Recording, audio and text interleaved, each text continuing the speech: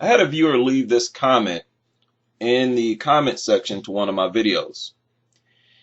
And this video will be added to a new video series on ancient Egypt.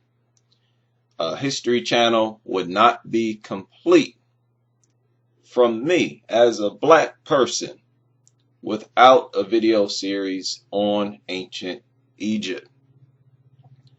Now, this video is not in recognition of Black History Month. I don't get into celebrating Black History Month because I am deep into Black history every month of the year. This month is for other people who don't research Black history. And I'm dealing with history in general, every day, every month. But what I want to deal with here is the racism involved in the erasing of black people from ancient Egyptian history. They want to give black people half credit for existing in Egypt, only as slaves and only as Nubians who came up to Egypt very late in Egypt's history. But as far as the builders of the pyramids and the building of the civilization, people insist that these were not black people, because these people, media, entertainment, and the average person in general, are extremely racist, because I believe this comes from their belief, consciously or subconsciously, their belief that black people don't have a high enough IQ to create such an advanced civilization. They are much more willing to believe that the Egyptians were Arab, that they look the same as the common person looks over there today, that the Egyptians were white. They want to believe that the Egyptians were non-black. So let's deal with this. Let's look at the earliest location for humans in general. It is along the Nile, the Great Lakes region of Africa, where the Nile begins. You have the oldest remains on earth found there. And typical with these lying European scholars and archaeologists, you've had some of them plant fake bones in Europe, trying to project the idea that humanity started in Europe.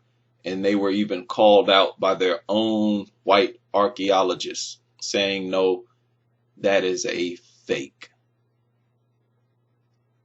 So you have in this area the oldest humans, oldest human remains. And on that same river, you have the oldest empire. You have the greatest civilization to ever grace this planet. This makes sense. It makes sense, right? The people existed early in humanity's existence, and when they wanted to migrate, they migrate up the river. We have to understand this. They would not have migrated away from the Nile. You don't leave the Nile until after you have established yourself. You have a solid foundation where you can finance such campaigns, where you simply travel away from this immaculate river that sustains life for human beings. You have to be very well established before you venture out in a direction where you don't know when the next source of water will emerge. So these Africans, these blacks, came from the South. You have to trace their development. When you look at Egypt, it consists of very complex structures that had to have a history of development. You don't have people just falling out of the sky creating monuments like this.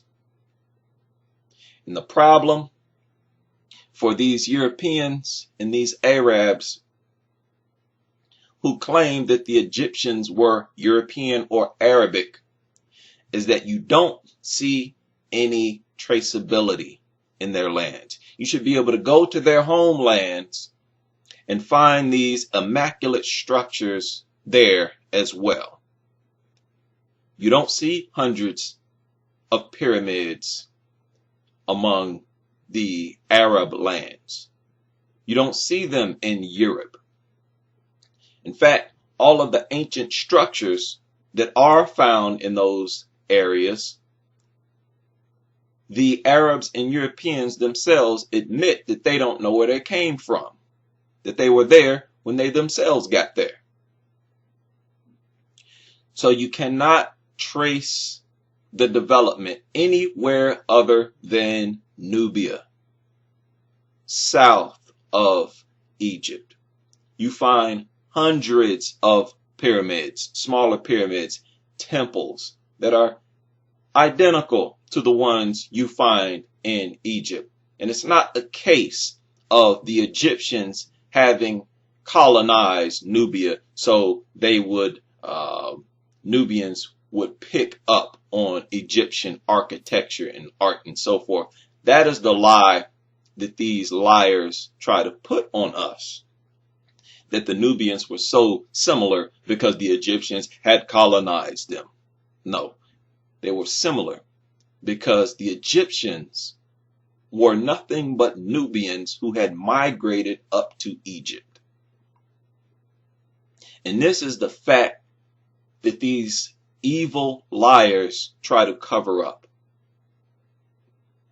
Right? So you have traceability only among sub-Saharan Africans. When you look at the Sudanese people, when you look at Ethiopians, Kenyans, Ugandans, you're looking at the ancient Egyptians. You're looking at what the ancient Egyptians looked like. You're looking at what the builders of the pyramid looked like. There's a lot of envy involved in ancient Egypt because insecure people, these insecure European scholars and Arab scholars, don't want to admit and give credit to black people for having built such an incredible civilization. And it's really pathetic. Blacks are not in a high position of power today. They're at the bottom of the ladder. And these people can't even give black people credit for having created a great civilization prior to the existence of these other races. Africa started to fall once they started having to deal with foreigners. Right? You have to understand, the Egyptians looked down on foreigners. They would not mix with foreigners. They try to hit us with this mantra that the Egyptians may have had a little bit of black in them, but they were not fully black because the Mediterranean was a cesspool of different races. So they would wander into Egypt and these groups of foreigners would mate with the Egyptians. That is an absolute lie. You did not have intermixing in ancient times like you see today. Even today, you have several groups all across Africa who have historically only mixed with their own kind, right? They're not even mixing with people outside of their ethnic group who are also black.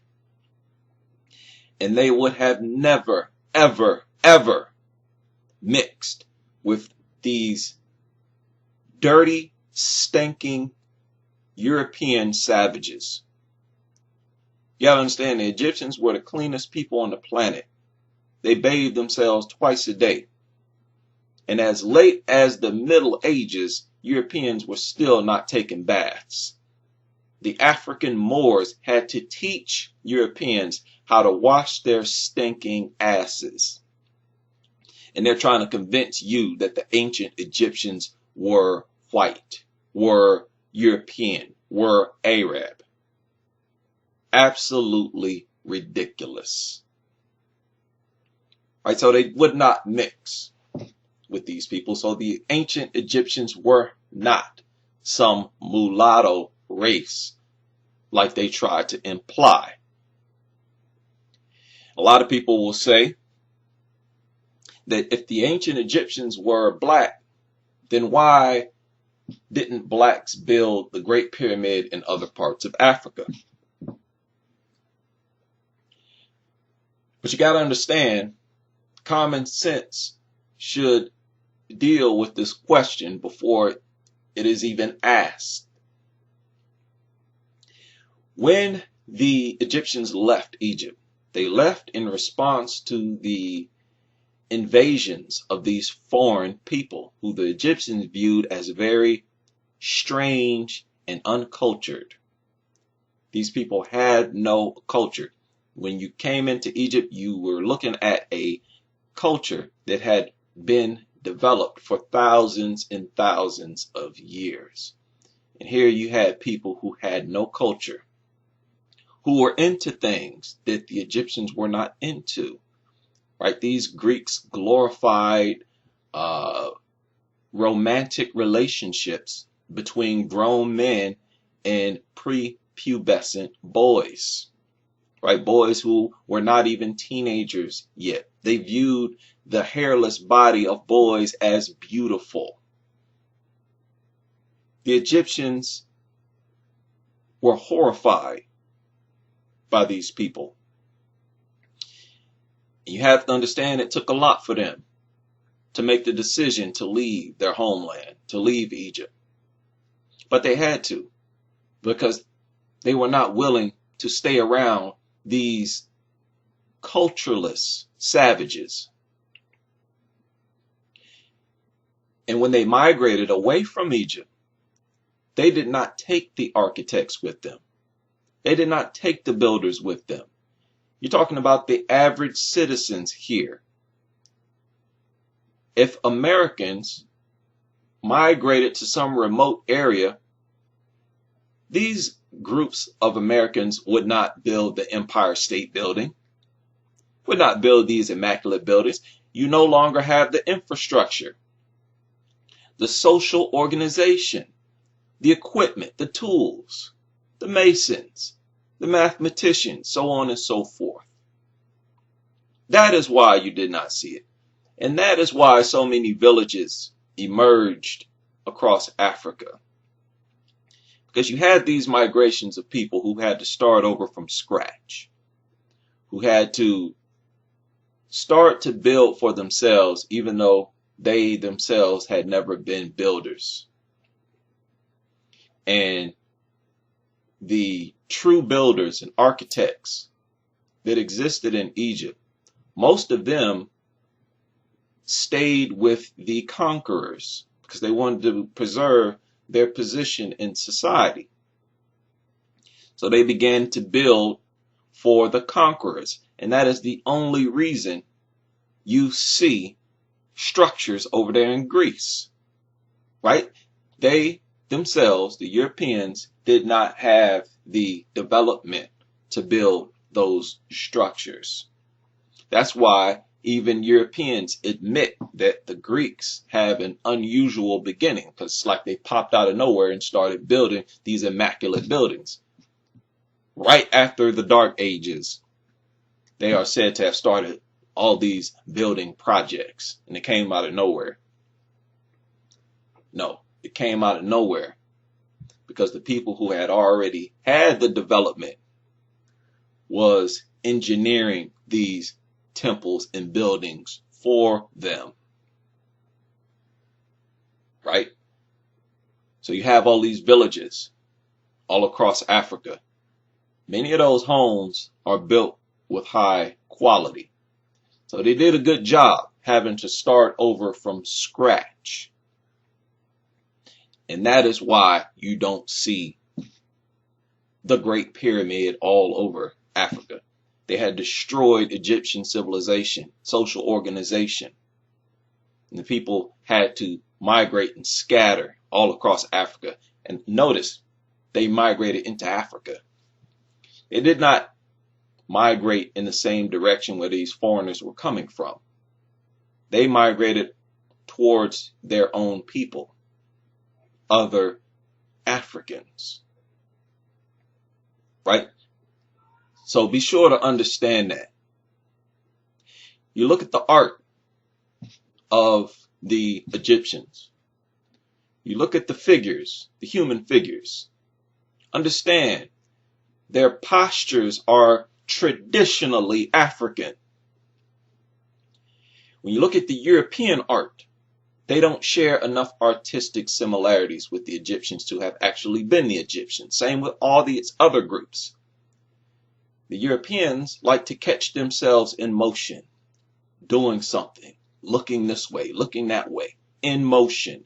The Egyptians had poses, upright poses, hands down by your side. If you're sitting, hands down by your side, sitting on your lap. They may have 1 foot forward or something.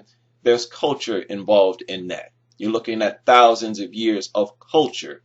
Africans in general are known for preserving culture from very ancient times. When you look at these poses and postures they are identical to the poses and postures you find all throughout Africa. A lot of people look at the faces of some of the statues and say, oh, that doesn't look like a black person, forgetting the fact that several Ethiopians have these sharp, keen features. Many blacks have these features. Blacks are known as the people with a very diverse genetic makeup. Black people produce people with thin lips, sharp noses. You see, aside from that, the statues in Egypt were not made to look exactly like the person. You gotta understand that. Because this is a tradition among Africans. When you look at the Dogon figures, for example, look at the faces. Tell me, do you believe that these look like African people? If you were to find these figures somewhere, would you guess that the people who made these were African? No, you would not. Why don't they look exactly like the people? Because that was considered vulgar among the Egyptians. You create a symbolic figure, right?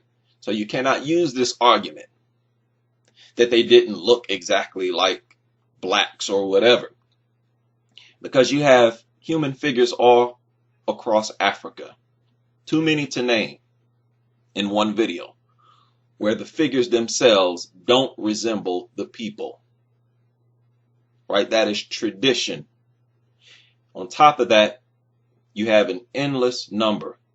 Over 80% of Egyptian statues have had their faces mutilated.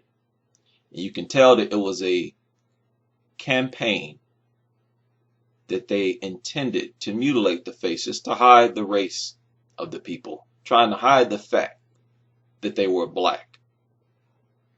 It's pretty pathetic, again, that these people can't even give black people credit for having their moment in the sun. So the figures don't always look like people. You also have the religion, the spiritual worship of the Egyptians. It is traditionally African. I don't know how many people know this, but all across Africa, you find a pattern of people, groups, who hold their ancestors in very high regard. The spirits of their ancestors is really a middle man. They see the creator as too distant from themselves, the living. But they themselves, they have the blood and the flesh of their ancestors, right? Their ancestors have crossed over to the other side. They've transcended. So they feel closer to their ancestors. So they would pray to the Creator through the spirits of their ancestors. Right? Many would invoke the spirits of their ancestors. When you look at the Egyptians, they were the exact same way. They held the spirit of their ancestors in extremely high regard. If the Egyptians were to come back today, not that they ever went anywhere, but if the ancient Egyptians, those who existed during the empire, if they were to come back today, they would identify with one group and one group only in regard to their worship, and that is with what they call sub-Saharan Africans. Right? When you talk about the priesthood and so forth, you find that among different groups all across Africa. Yoruba are a good example. Speaking of Yoruba, it is not a coincidence that one of the Orisha, the child of Obatala, is really identical to the Egyptian god Bes. Coincidences like that don't just happen. You have the tongue, you have the skull necklace. These were the same people. On top of that, you talk to groups in West Africa. They tell you that they migrated from the east. Several of them, the Igbo, say they came from the east. Igbo have built a series of pyramids in West Africa. Those step pyramids in West Africa by the Igbo people. Many of the words in the Igbo languages, the Yoruba, are identical to the words of the Egyptians. The oldest people in the world, the Batwa, or the Twa. The word Batwa, I was told by an Egyptian, not by a Yoruba man, he said the word Batwa means our own.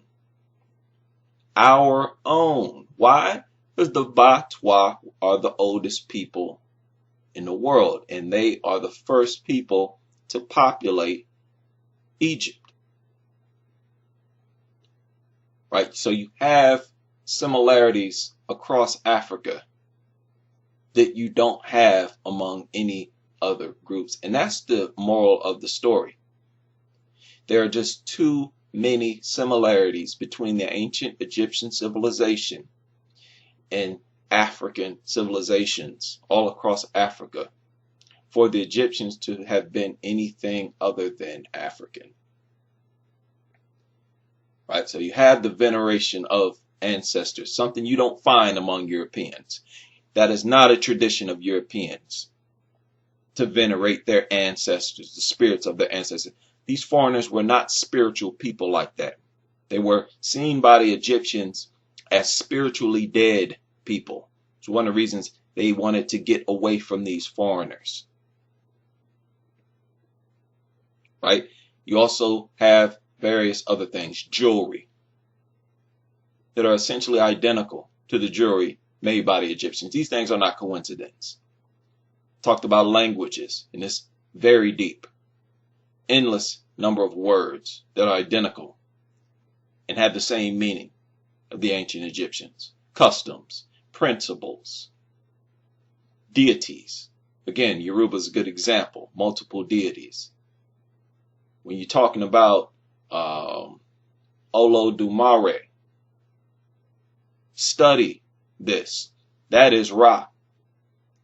When you look at the Yoruba, the native religion, you will find Ma'at, where the life goal is, it's all about building your character, being an upright person, a person of truth injustice. You find Ma'at all through the native religions all across Africa. And these are the greatest religions, if you want to call them that, to ever grace this planet. And it's unfortunate that so many Africans believe that the fake religions, the copycat religions that these foreigners created are superior to their own.